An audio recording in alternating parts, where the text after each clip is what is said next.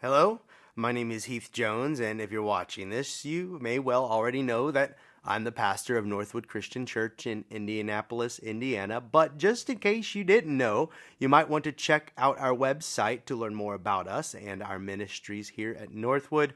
We're at www.indYncc.org. That's www.indncc.org. In the meantime, we're still on the other side of Easter, and we're still grappling with the power of that day and what it means for us. And last week we talked about doubting Thomas and Jesus showing Thomas his scars. And today's story comes just after that. And it's a story that reminds us of the possibilities for life that we often miss. Those possibilities that lay just beneath the surface that we might fail to notice. It's a story found in John chapter 21, verses 1 through 14, and it goes. After these things, Jesus showed himself again to the disciples by the Sea of Tiberias, and he showed himself in this way. Gathered there together were Simon Peter, Thomas called the twin, Nathanael of Cana in Galilee, the sons of Zebedee, and two others of his disciples. Simon Peter said to them, "I am going fishing." They said to him, "We will go with you." They went out and got into the boat, but that night they caught nothing. Just after daybreak, Jesus stood on the beach, but the disciples did not know that it was Jesus. Jesus said to them, "Children, you have no fish, have you?" And they answered him, "No." He said to them, "Cast the net to the right side of the boat, and you will find some." So they cast it, and now they were not able to haul it in because there were so many fish. That disciple whom Jesus loved said to Peter, "It is the Lord." When Simon Peter heard that it was the Lord, he put on some clothes, for he was naked, and jumped into the sea. But the other disciples came in the boat, dragging the net full of fish, for they were not far from the land, only about 100 yards off. When they had gone ashore, they saw a charcoal fire there, with fish on it, and bread. Jesus said to them, "Bring some of the fish that you have just caught." So Simon Peter went aboard and hauled the net ashore, full of large fish, 153 of them. And though there were so many, the net was not torn. Jesus said to them, "Come and have breakfast." Now none of the disciples dared to ask him, "Who are you?" because they knew it was the Lord. Jesus came and took the bread and gave it to them, and did the same with the fish. This was now the third time that Jesus appeared to the disciples after he was raised from the dead. There are many analogies, helpful metaphors, parabolic sayings to help people generally speaking, understand what we mean when we say things like walking by faith. In fact, the very phrase walking by faith is a metaphorical way of describing what it is like to live as a Christian. As we sojourn through life, our faith gives us second sight, and our faith helps us to walk through life even when we don't see the full picture. Even if we cannot see in the conventional sense where this life on earth is headed, we can still see possibilities for our future that those of little faith may struggle to see. For me, one of the more helpful analogies to describe the Christian experience is to describe our faith as a lens through which we look so that we might see the world a bit clearer, or at least see it different. I have a friend who is colorblind, and my friend has trouble seeing the difference between shades of green and red. Sometimes when we play board games, he'll have to ask me which pieces on the board are red and which ones are green. And if I've picked green and if he's picked red, I have an advantage because sometimes I'll notice things that he cannot see. And it's just not fair, but it's the way it goes. So I, being a good sport, I'll help him along and help him keep straight the different pieces and which ones are red and which ones are green. Recently, my friend purchased a pair of special prescription glasses that help his eyes to see this difference between shades of red and green. And his description of the first sunset he looked upon with these new glasses moved me. I had no idea that he saw it different when he looked at a sunset. He said that after looking on a sunset with his new glasses, his new lens, he turned to his wife and asked, "Is it always like that? Is it always brilliant shades of reds, oranges, yellows, pinks, and whites?" To which his wife responded, "Well, yeah, I didn't know that you never knew." And, as his friend, as an aside, I never knew that he never knew. I have gone golfing with him and been outside through various sunsets. No idea. He went on to describe the sunsets as he previously experienced them. He told me about how he thought it was odd how others were captivated by sunsets at all because all he saw was a starburst of white light. Pretty cool, but without being able to see the distinct colors and contrasts, he didn't really understand what all the excitement was about. He thought that, sunsets are fine, but certainly not as breathtakingly beautiful as maybe they could be. But when he was given the proper lens to look through, he could see what was always there, what you and I see, and what most others notice. And this is a good way of thinking about faith, our faith, or looking through the lens of faith. The entire world sees a grave, a cold and barren tomb filled with dead bones and the termination of life. No possibilities, no creative potential, but Christians look through the lens of our faith, the lens that our faith gives us, and we see an empty tomb where others see a tomb filled with death. And we see a resurrected body of Christ. We see potentials for life where there seemed to be none. We see possibilities where before all we could see were impossibilities. Or as that hymn puts it, we were blind, but now we see. And what do we see? We see the potential for life that can be found in the midst of hopeless situations.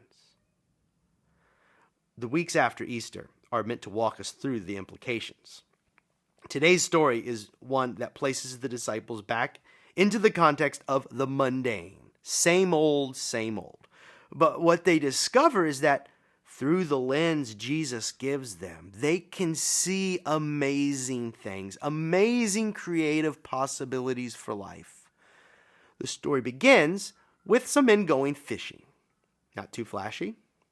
Again, same old, same old. And Jesus has already appeared to them a couple of times, and they've had their Easter. And now the dust is settling, and the disciples are left to walk a landscape that, upon first glance, appears like the world as they've always known it. As surely as we left our sanctuaries on Easter Sunday to return to life as we've known it, so too the disciples return to life as they've always known it. And fishing was their profession, so back to work. Monday morning, clock in, clock out, same old thing. And they didn't catch any fish. Figures. Isn't that the way of it? More of the same. And this time, it's all the more frustrating because they've just been on this wild ride. They've put their fishing business on the back burner for some years so that they can truck along with Jesus. And again, they saw amazing things. Jesus did what Jesus did, and it was miraculous to see. But now they are back where they began, fishing, and with what?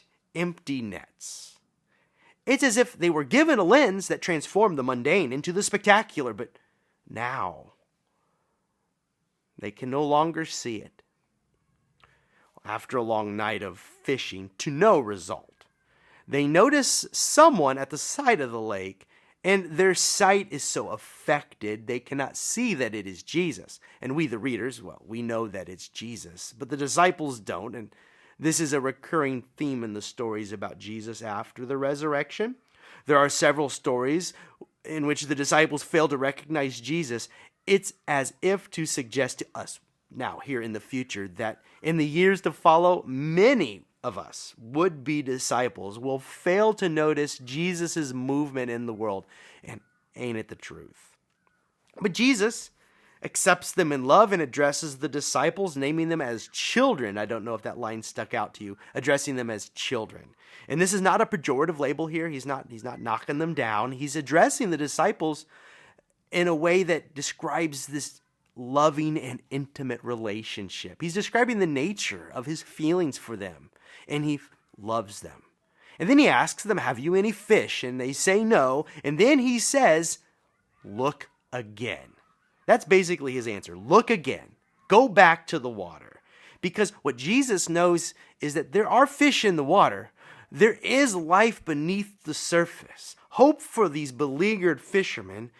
But the disciples, well, they just haven't the eyes to see it. But if I were them, I would be frustrated at the response. Look again. We've looked. There's no life here. But Jesus says, look again. Try again. Cast your nets back out. And here is a poignant picture of what it may be like for disciples to trust that maybe there is more potential for life in the world than may meet the eye. You know, you and I leave the sanctuary on Sundays and we go back to our own version of sleepless nights wasted fishing for fish that don't seem to be there. And the world can certainly wear us down. It can seem sometimes as though there are no reasons to hope for a brighter future. The world seems captivated by a heavy weight these days, a pessimism, a sense of hopelessness that resigns us to a mundane or even tragic future. But the miracle we read about in today's story calls us, along with the disciples, to look again, to bring the perspective that Easter gives us to the problems of the world.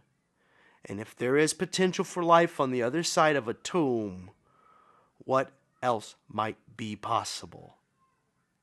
The disciples in our story, they respond in faith, and pretty soon they are waylaid by more fish than they can handle. Here is abundance of life.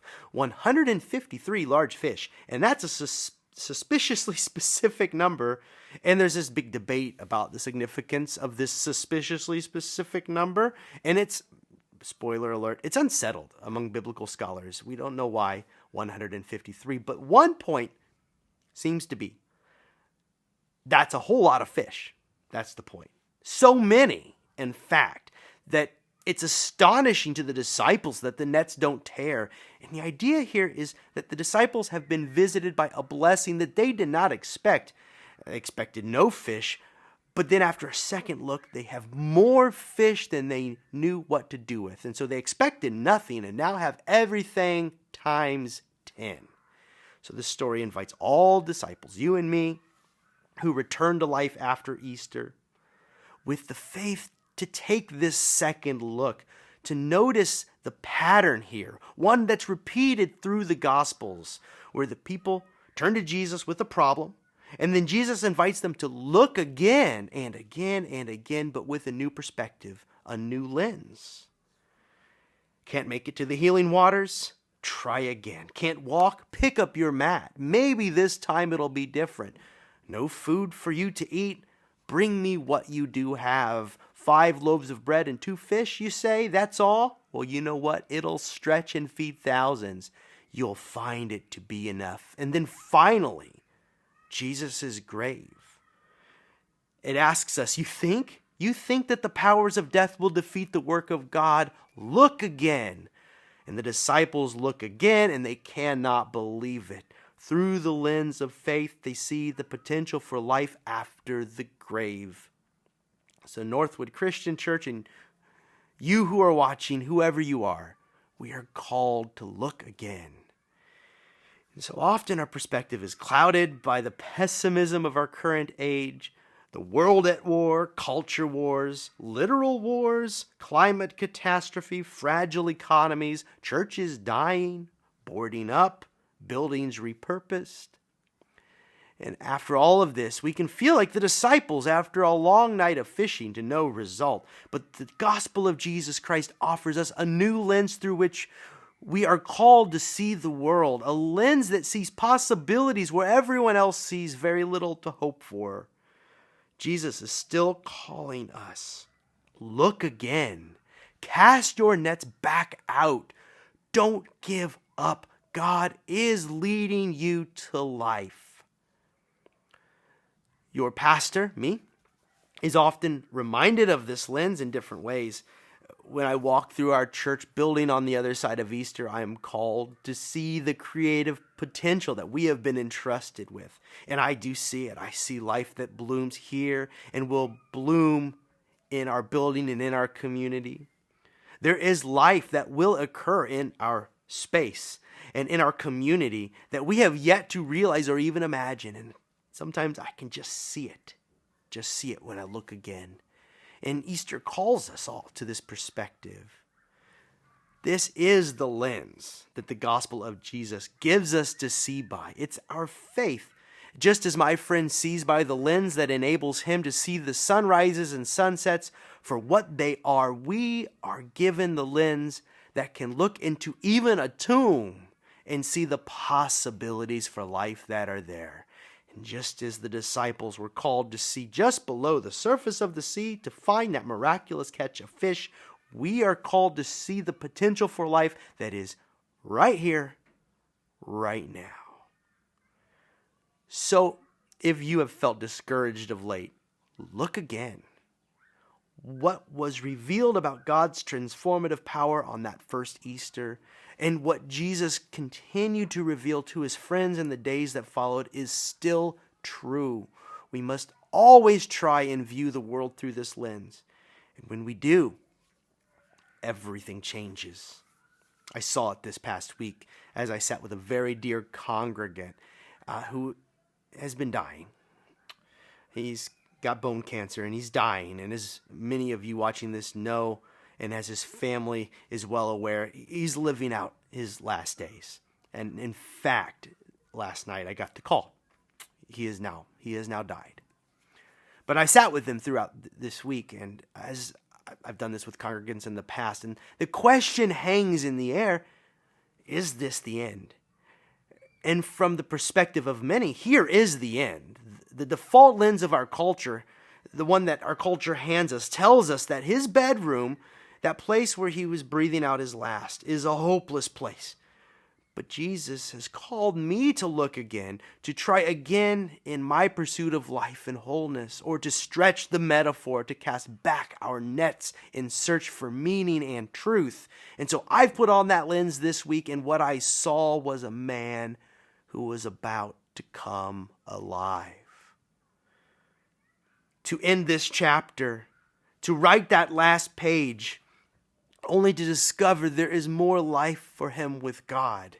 I was reminded as I sat there of the closing words of C.S. Lewis's book, The Last Battle. That's the 7th book of his Chronicles of Narnia, where in the final page we read, quote, "And for us this is the end of all the stories, and we can most truly say that they all lived happily ever after, but for them it was only the beginning of the real story. All their life in this world and all their adventures in Narnia had only been the cover and the title page. Now, at the last, they were beginning chapter 1 of the great story which no one on earth has read, which goes on forever, in which every chapter is better than the one before." End quote. I sat there by his bed thinking of those words. This is the lens that the gospel of Jesus calls us to see the world through, filled with creative potential and pathways to life, even in the company of a man whose body is breaking down. Even in a world that seems to be spiraling, even in a church like ours, one caught somewhere between who we've been and who we will yet become by God's grace. Again, I see it through that lens. New chapters, new stories told, new life that folds again into life, life that cannot be stopped, life that finds a way through every valley of death's shadow. So if you've been having trouble seeing the sunrise, the life, the light that may come is coming, I invite you to join with the disciples and to look again, try again, walk again if you can, see again through a different lens, travel forward in life hopefully. For the God who called Jesus from the grave is still with us, calling life from seemingly dead places. So cast your nets after the long dark night. Look again, for life will find you. It's there, perhaps just under the surface. So cast out your nets. Keep looking. The God who called Jesus out of the grave is calling you, even now, right here. So never give up. God is faithful, and because God is faithful, there is hope for us all.